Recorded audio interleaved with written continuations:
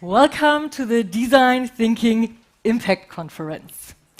We're all here today to celebrate 15 years of design thinking impact at the Hasso Plattner Institute and to discuss how to further shape and develop the futures of businesses and societies with design thinking. Thanks so much for being with us today. Welcome everyone here in the hall. Welcome everyone at home or at work who's joining digitally from all around the world today. My name is Miriam Yasbay, and I'll be your host for today.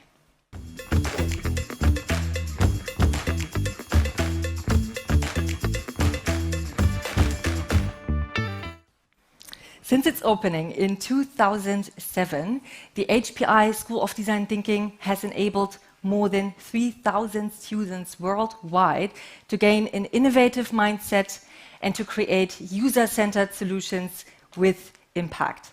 And the HPI Academy has trained more than 10,000 professionals up until today.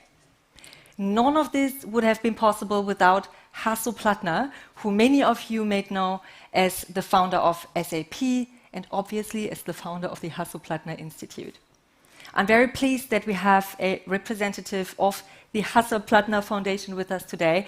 Dr. Stephanie Ullrich is going to open this conference. Please give her a warm welcome.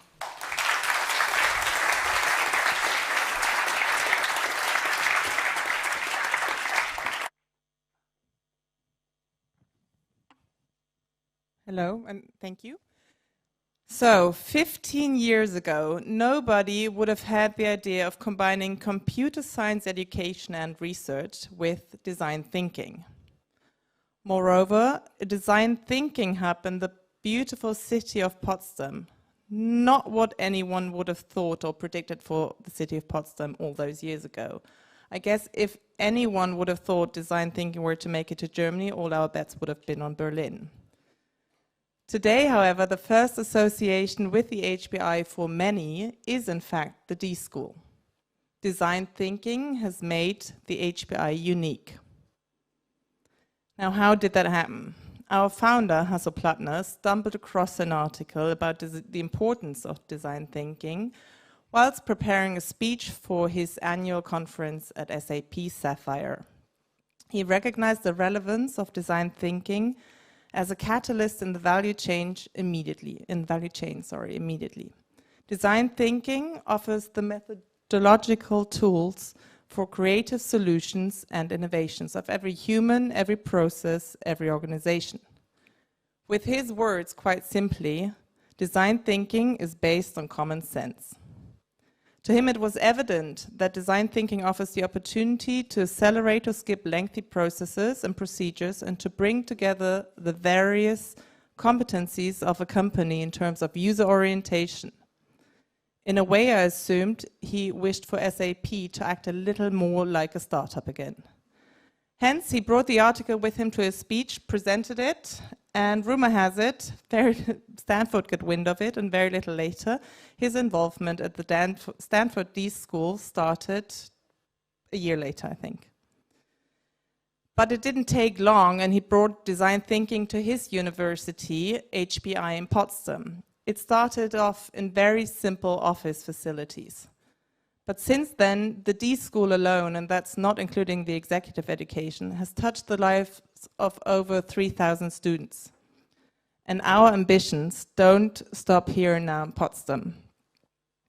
With the imminent opening of our new landmark building in Cape Town, is it mid-campus in Cape Town? It's beautiful, you all need to go and see it. We have the opportunity to actually span continents and work together and not be bound by borders of disciplines, countries, or peoples. But why do we, as a Hasso Plattner Foundation, continue to invest in design thinking? At the foundation, our currency is impact. For each activity, we look at the societal contribution it provides. And the same, for example, applies to the HPI. So we count scientific papers and patents, the numbers of students that are awarded degrees and the like. But the real impact comes when these bright minds go out into the world and start creating, be it in corporates, in academia, or in startups. And for this creation, innovative mindsets and user-centered approach pioneered by design thinking can and does act as a turbocharger. In line with our founder, we hope that being an entrepreneur continues to be a career option for young people in Germany. In that, we firmly believe that design thinking can play an important role because it is able to promote people's self-efficiency and creativity. From a global perspective, we at the Foundation can only wish that design thinking be used to tackle ecological problems, or that it's used to address questions regarding population growth. I think that with design thinking, we can learn to embrace those questions together and not separate ourselves along borders, disciplines, countries, or peoples. So we, I guess you're happy to hear, at the Foundation are thrilled to continue to support design thinking and to open the Decon Festival and celebrate what we have achieved together and what we will continue to achieve together in the future. Thank you.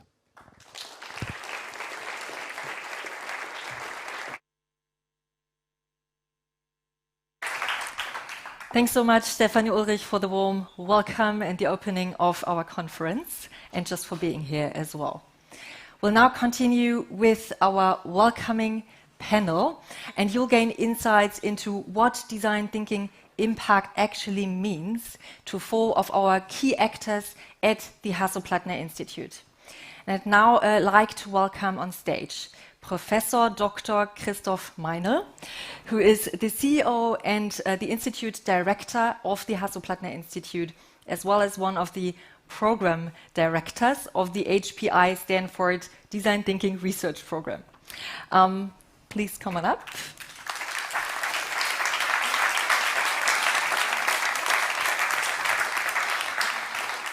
I'd also like to welcome Markus Kölling, Dr. Markus Kölling. He's the new CFO at HPI. Please give him a warm welcome as well.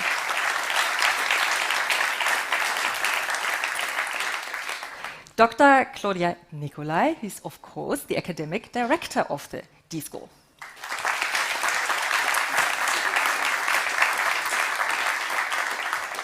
And last but not least, Professor Uli Weinberg, who is the director of the HPI D-School.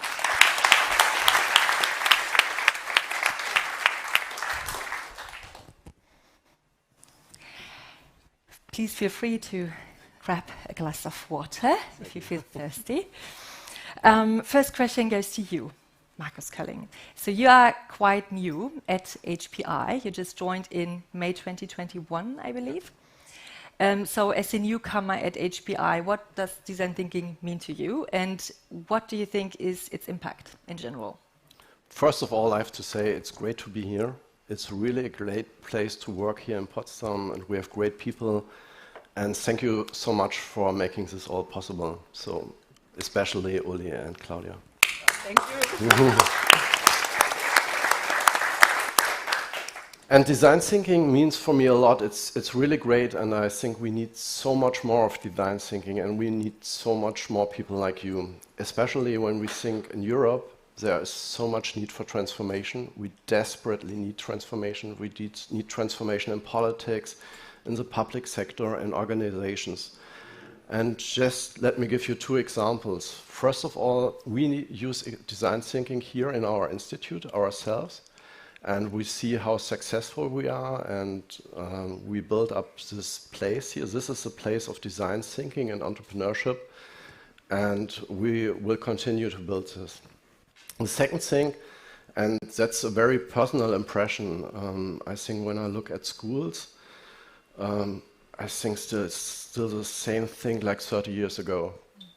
And my daughter is 9 years old, and I think schools need desperately design thinking and change. Mm-hmm. So design thinking for me is a great tool for transformation, schools, public sector, and everything.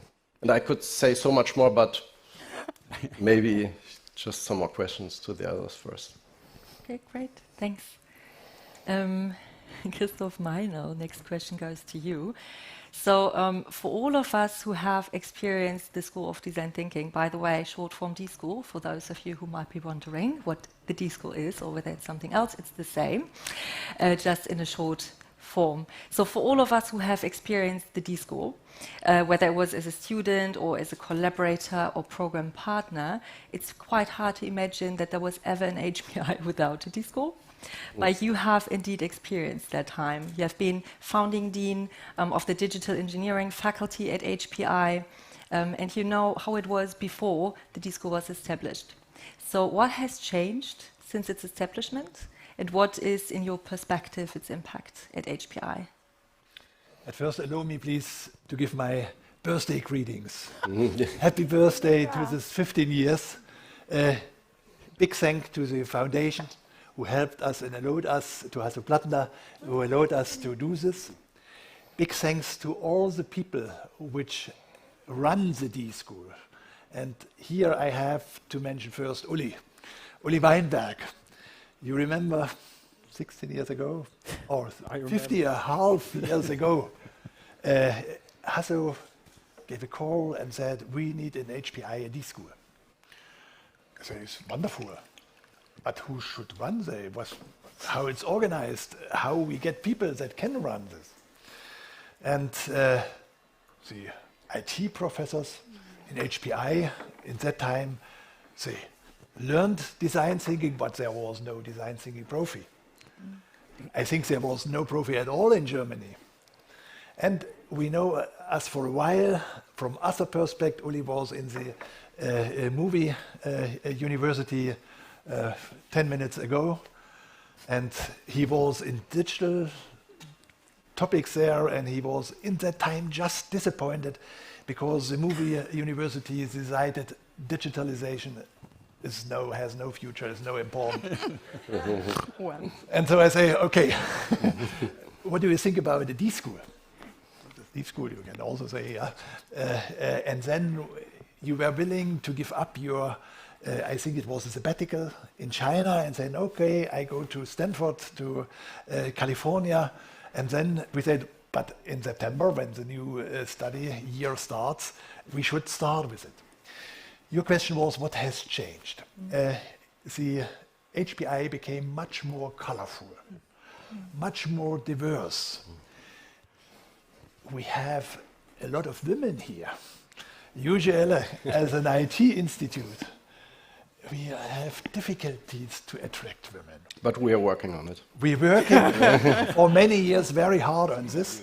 So we are also not completely without success, but it's not enough. So D-School helped us. D-School provide a format of many, many activities so that the threshold from the public to step into HPI became much lower. Before with digitalizations, people, oh, I do not understand, and then I blame if I say something wrong. With the D-School, everyone came in and said, what you are doing here, what here? And this is wonderful, because such an institute like HPI needs the contact with the public. We are not only train our students and PhD students, we also want to transform the digital transformation of our society. Not because of digitalization, because it is a transform of our present time. So we are confronted with this new technology and we have to deal with.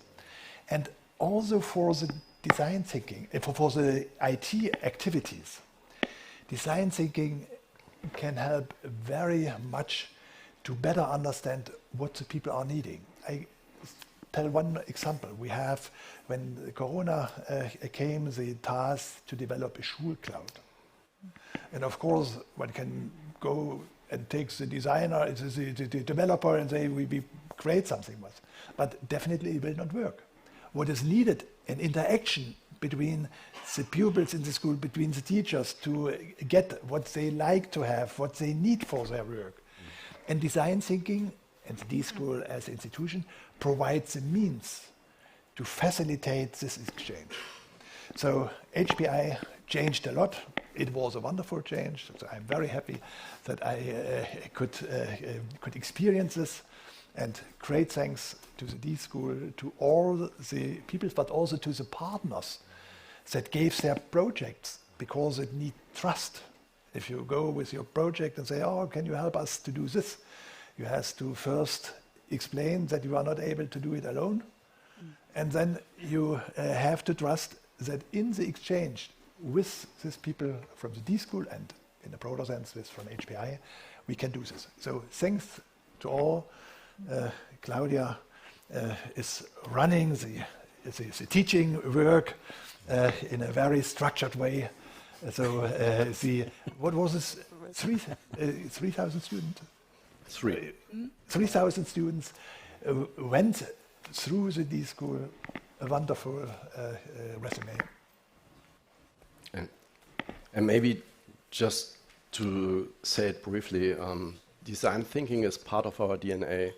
And I think for me, it's like design thinking and entrepreneurship, or for us at HPI, are two sides of the same coin.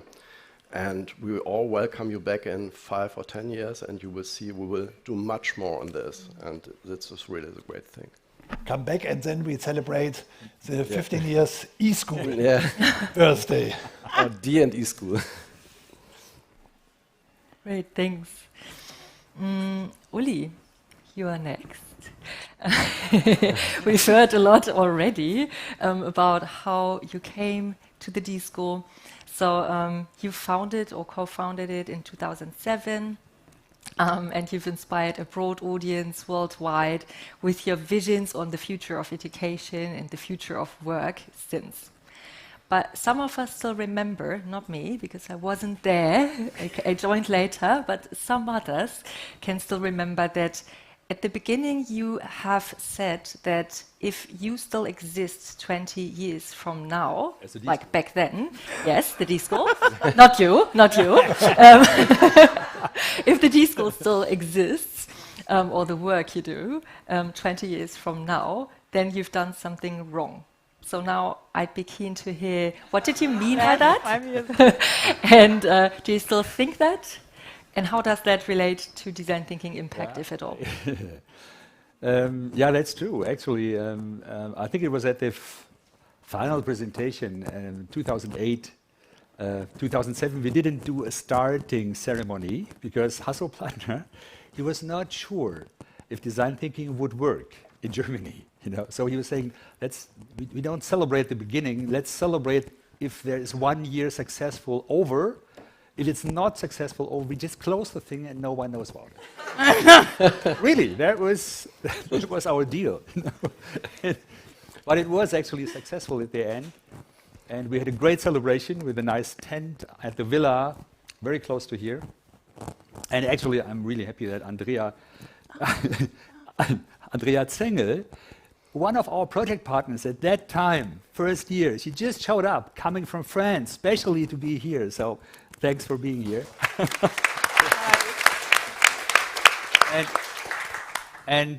So I was stating that because I was stating for me it was so obvious that design thinking is something really, really helpful for us, for the people, for organizations, for companies, that I was very sure, and especially being the first time together with George Campbell, who is sitting there at the red couch here, the former executive director and co-founder of the D-School in Stanford, and my spiritus rector, I would say here, at that time.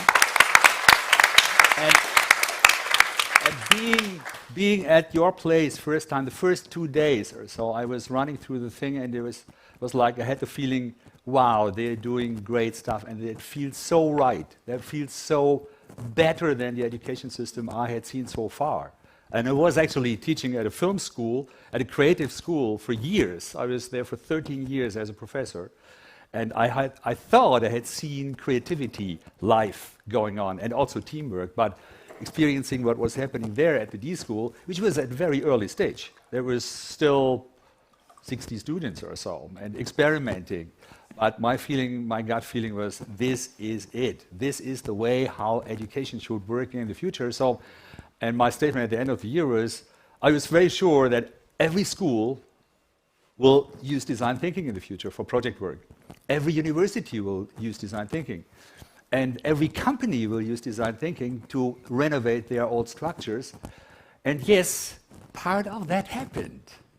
But I think I was a little bit too optimistic with 20 years. And I still think that we need these kind of special institutions. So I was thinking, we don't probably need those special institutions anymore because it's everywhere. And if you look at if you scan through the university curricula right now, and I did this recently, and there is no, in Germany, and there is nearly no university with no design thinking in. They have little workshops, little seminars. It's part of the university curriculum. So there is already a large spread. And if you look at the companies, more than, I would say, 80–90% of the DAX 40 companies in Germany are using design thinking for their transformation processes. So that is some kind of impact. But we still need those kind of special institutions which are bringing people together from all over the world, from very different disciplines, and constantly renewing what design thinking is and thinking about it. What we did together at the first years, George, and I'm really thankful that you were coming over from the United States now, and you are still driving design thinking besides the D-School. The D-School is doing something, but you're driving design thinking in the right direction. So, and lots of people are doing that. So I'm really happy that we can be here. And actually, you were talking about the sabbatical.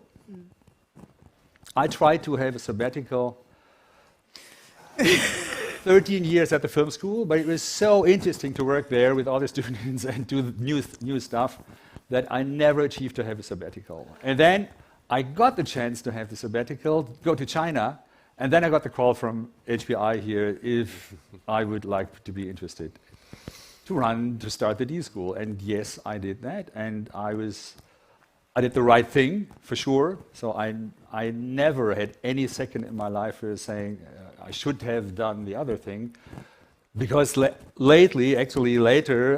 we were the ones starting the first D-School also in China, in Beijing, with the guys I was going towards. And then I tried to get a sabbatical here, and now it will work. First time it will work. And that is because of a new person who joined our team, Professor Falk Übernickel, over there, here.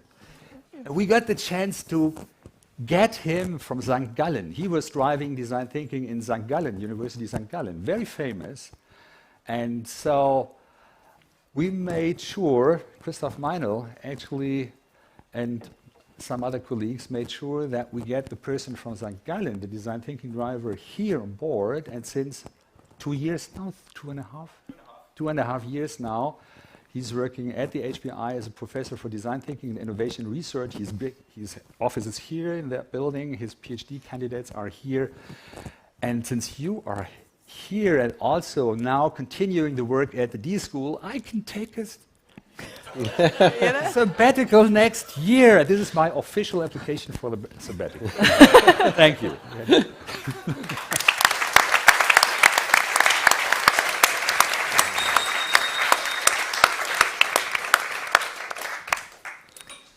Thanks, Uli. We're all happy that you finally get your sabbatical. Thank you. This was the application. Claudia, you joined a bit later, like shortly after Uli founded the D-School. You were first a coach, but then became an academic director. And as such, you run all the educational programs, all project partner collaborations and research activities at the HPI D-School. You built all of that from scratch, and you also co-developed international D-Schools, such as the one in Malaysia and also the UCT Cape Town HPI D-School. As a shaper of so many design thinking activities worldwide, what's your perspective on the diversity of development of design thinking? Especially also the impact that goes maybe beyond creativity and innovation. Yeah. So I come to your question in a second. I would just like say, high five. It's great that we're going to share the work and can develop that further. So I was like, oh, it's not going to be me alone. So that's great. Good to hear. But coming to your question, there are many things I actually can now talk about, but I just want to highlight a few. And by doing so, in terms of, I also want to bring back to our minds, like 15 years ago, design thinking was just new. And everything that's new is also interesting. So people start trying that out.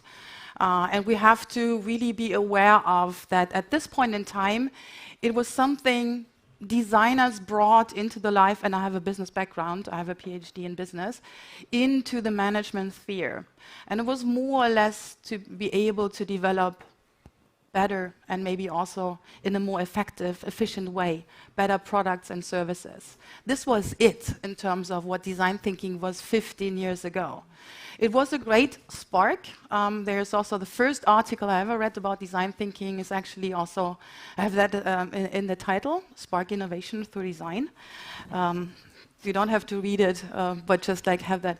Because that like really ignited business community in terms of really saying if we're going to look strategically at what we're doing in the field of innovation, we have to build on other disciplines.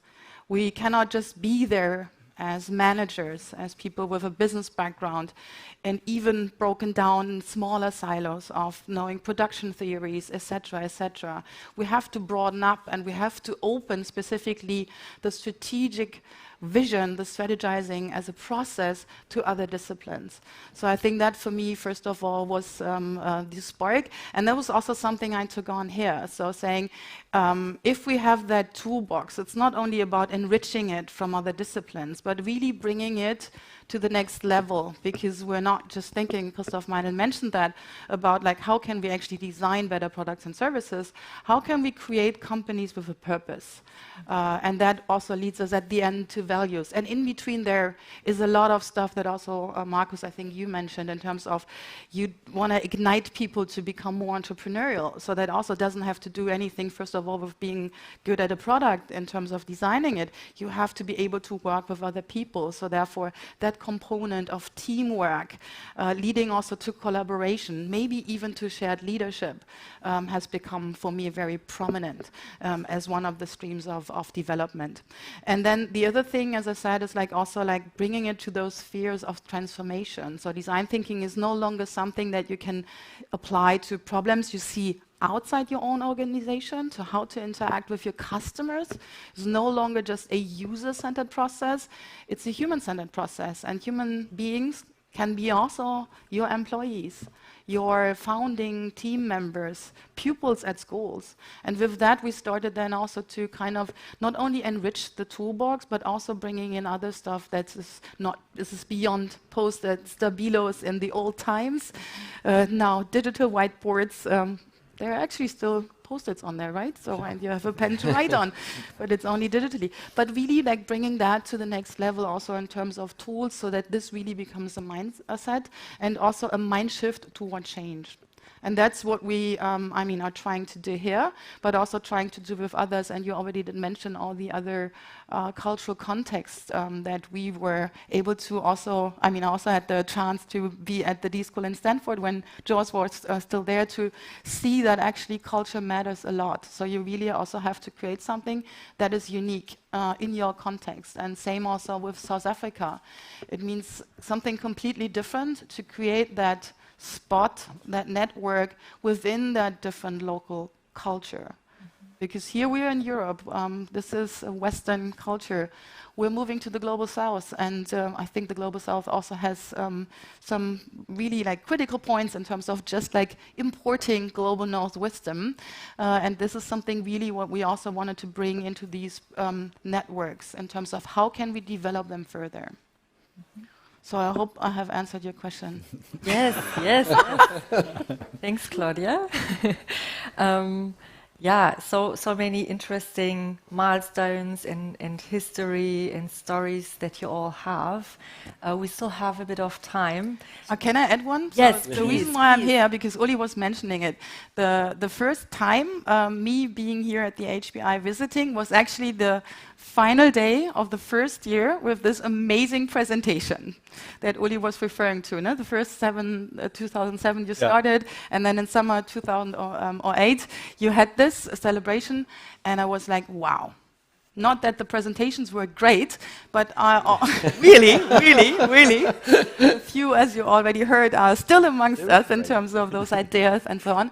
But I also felt that this institute has an amazing ecosystem, is open to really change, because at this point in time it has been the only institution in Germany being open for such an experiment, and therefore I really got tied into it in terms of, even though I didn't know Uli at this point, I was like, yeah, that's great. So see what they're going to do, and then I joined. And I can promise you we're working on building the next unique ecosystem. Actually, since we're talking about 15 years, and we have a project partner here who joined us at the very beginning with that experiment, I also have to point on this thing here, the table we are sitting at right now, or actually it's a stand-up table, so you should really stand, because that was it designed for. And at that time, 15 years ago, we found out we were actually looking for furniture for collaboration, and we couldn't find it. And inspired by what George Campbell and all of his people did at the D-School at Stanford, they prototyped with IKEA furniture some. Like first a sitting situation, then a stand-up situation. I remember those building on their own. And we never started with a sitting, because you already found out stand-up is much better for a team. And then we thought, where can we get those furniture? And I talked to Vitra and Steelcase and all big companies. And yes, they had coffee tables, like small ones. And yes, they had big conference tables, but they didn't have that kind of working table. And so, luckily, we found a small company, System 180, and two of the System 180 guys, CEO Andreas Stadler and Francesco Gutierrez, are here. So, and together with them, we started developing something which became an icon. So at the beginning, the red couch was somehow an icon for design thinking. The table and the whiteboards became an icon for us, together with you. So please applaud System 180 and all cooperation. And now we're doing the next step. So we are developing the next hybrid versions. And you can see a prototype over there. What do you need additionally to that kind of physical thing if you want to add digital things to that? So I'm really happy that this cooperation was not only running through 15 years, but also inspired companies like Steelcase to come up with their new flexible line. So the table, which is standing here, it's an icon in the office furniture, in the furniture world. And I promise, I think it will take 5 years. I promised you that time, maybe 10 years, but it was too early, that this table will end up in the MoMA in New York. Yeah, that will happen. George, we will work on that, yeah? Okay. I really hope there's going to be a conference in 10 years where I can refer back to this statement. It's recorded. Thanks, Uli, for this add-on. I guess what we can take from that is that there are so many different aspects to design thinking, right? It's not only something that you learn, it has also entrepreneurial aspects. It's about the mindset, collaboration, the way you work, and the people you work with, not in isolated, in your case, IT groups, but also in mixed groups. So there are many, many aspects to it, and all of you have your different stories and memories and, maybe favorite highlights.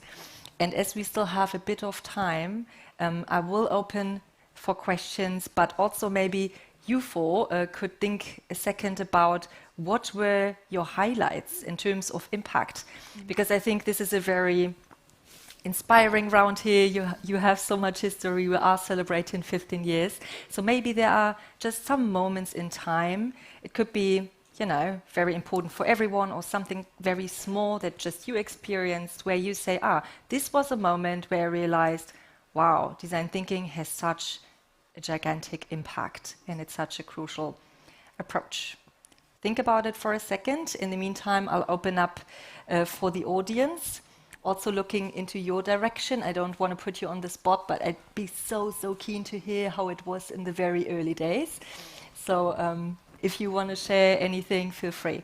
Otherwise, are there any other questions, or also maybe just statements in terms of how you've experienced design thinking impact? Thank you. Yes. I'm Professor Lorenzo. There's going to be a microphone is on the way. Yeah. I'm Professor Lorenzo Valle. I am a guest professor here. Thank you for inviting me to work at HPI for the next 3 years. But there's one thing, Ulrich, that I want to recognize. That is the creation at the Tec de Monterrey in Guadalajara of one of the dots, of the important dots, I believe, of the global network for design thinking. So global, I am a testimony of that, is growing a lot. And we appreciate the effort, the invitation, and we feel like working harder to do it better in the next years. Thank you. Thank you. Yeah. We're actually pointing on something which we are also going to discuss later on in other sessions, is the Global Design Thinking Alliance, which we started exactly 5 years ago at the DCON Festival. And Guadalajara, Tec de Monterrey is also a member. I'm also a part of the Global Design Thinking Alliance. And who has been there 5 years ago at our 10th anniversary? You remember when we started the Global Design Thinking Alliance with, I think it was 10 members? And now it's going until we are up to 30 members now, I think 28 or so. And we'll celebrate the 5th anniversary. Not today and not tomorrow. We'll celebrate it next month with Richard Paris in South Africa at the new building, the 5th anniversary. And I'm really happy that is some kind of impact I was seeing, that we were inspiring. D-School Stanford was inspiring. We were inspiring so many other institutions, and now it's growing.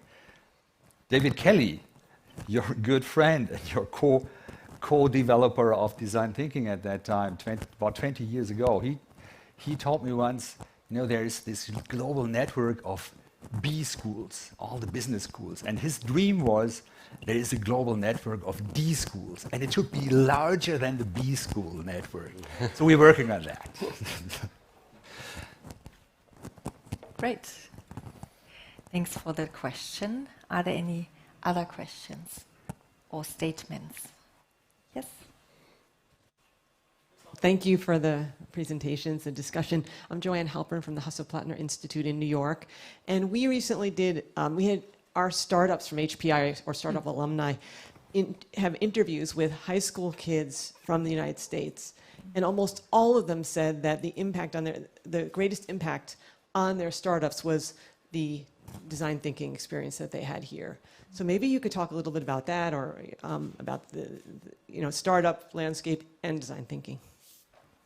Great, thanks. Would you like to? Who would like to answer? I can give it a start for the startup question. I think the reason, I mean, there are several like dimensions we could further elaborate into, but I think like being in that situation about thinking whether I should start building a team, building my first prototype, trying out whether the assumption I do hold about like how the market looks out there is pretty much kind of the equivalent of what design thinking stands for. If you look at it from the more scientific perspective, definitely we're going to have a discussion, a heated discourse about whether lean startup is something completely different with build, measure, learn from design thinking with its iterative process.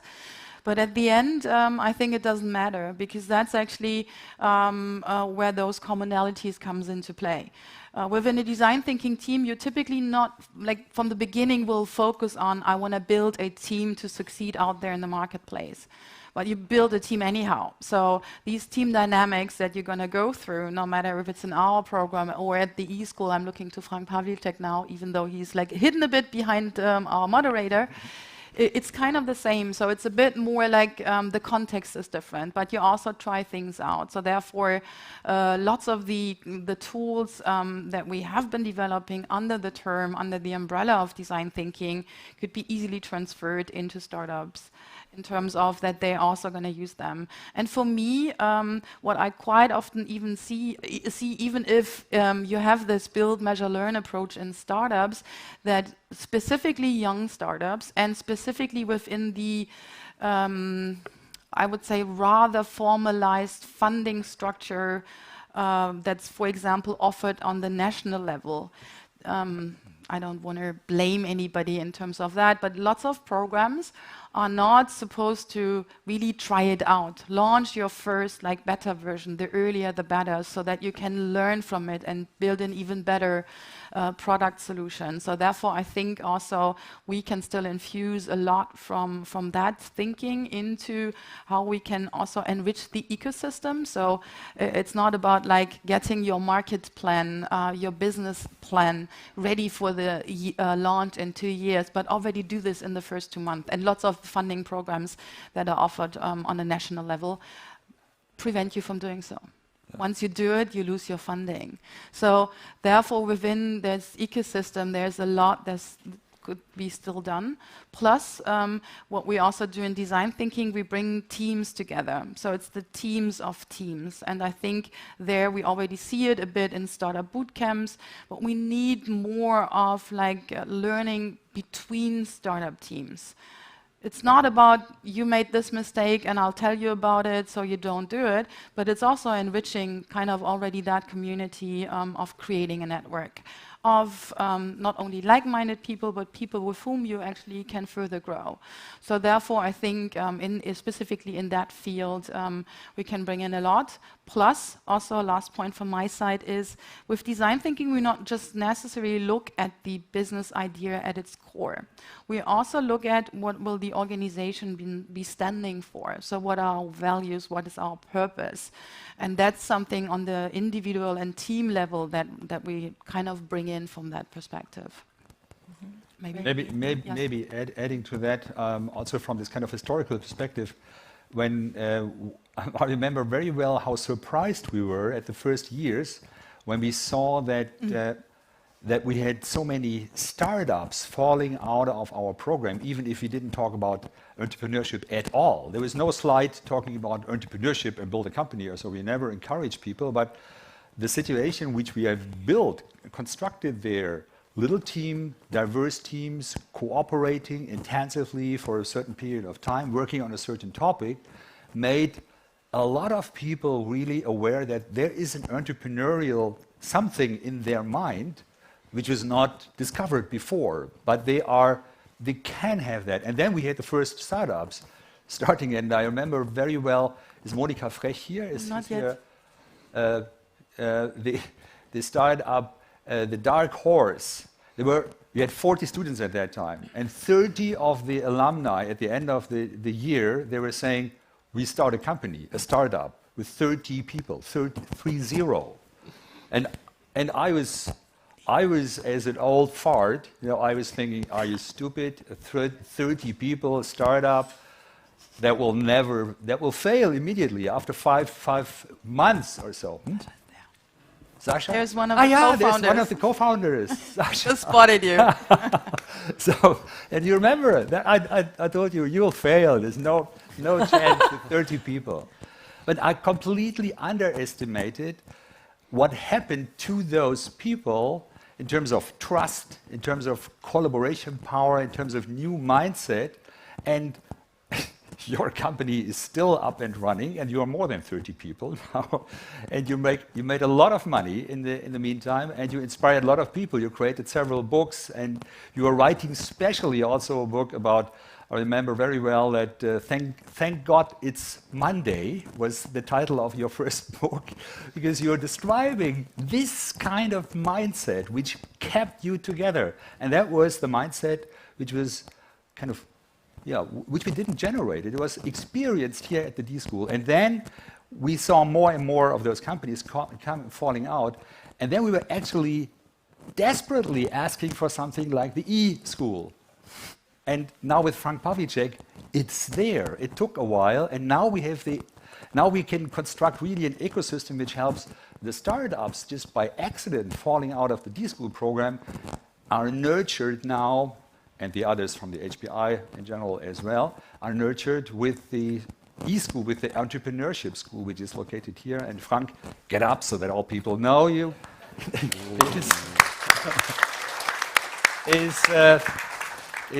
is directing that, and with great programs which actually are very much aligned with what we are doing. It's great. So we're really happy. So very important. Thank you. Uli, while you speak about the past, I remember that in the very beginning we discussed how to call this, what today we call design thinking, how to name it. There was a big problem. The English meaning of design is different from the German meaning, from the French meaning, in many European languages. Here, when we speak about design, we speak about surface. How to create a nice surface. Design in English starts much more early, starts having an idea, implementing the idea. And at the end there's also a little bit surface, but the fast prototyping approach says, do not think about the surface too much more whether the idea really brings and fulfills the needs of the people that uses. So what meanwhile self-understanding in computer science, that we speak about human-centered IT, 15 years ago it was not. 15 years ago we were happy to design IT systems. That the IT systems should work well and should well be usable by the people. This was not our concern. They have to learn to do it. And with the D-School, also such kind of impact to the disciplinary work in the HPI came. So today we take it much more important and consider it that really human needs are matched by our ideas, by our projects. So, and coming back, we discussed and then we said, oh, it could be a possibility to say design thinking.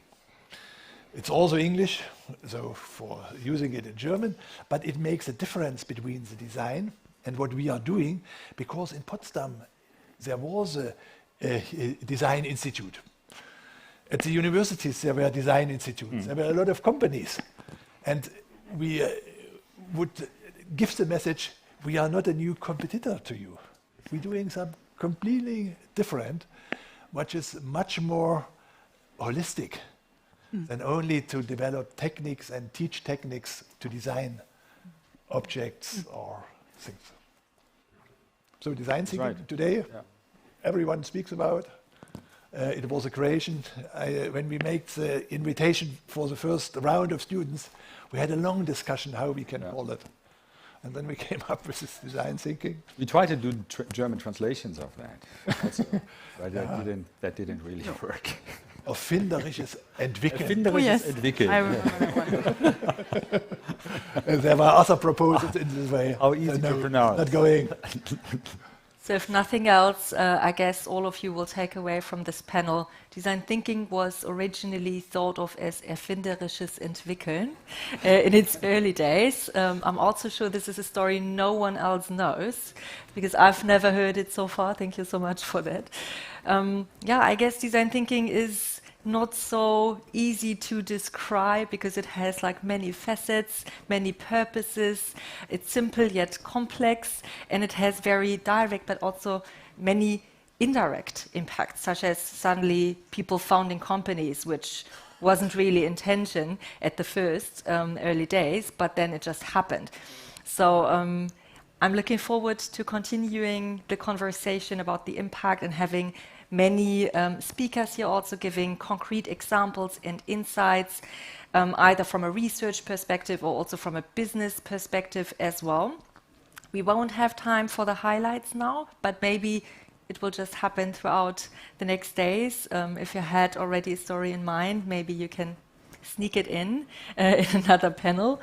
And we will now go to a 10-minute tech break, but quickly I'll announce what the panel will be about. That's going to be following. So in the next panel, we'll look at design thinking and education.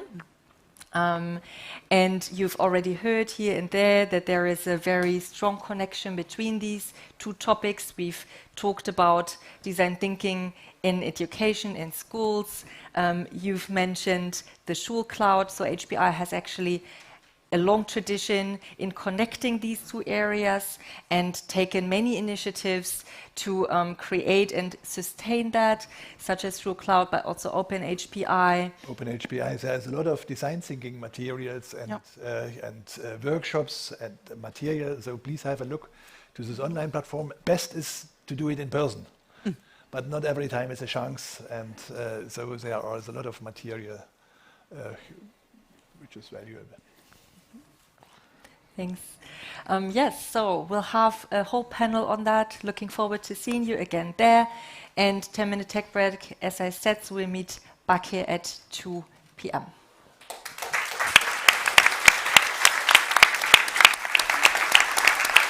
And thanks, of course, to our panelists. Please, a warm applause to them again.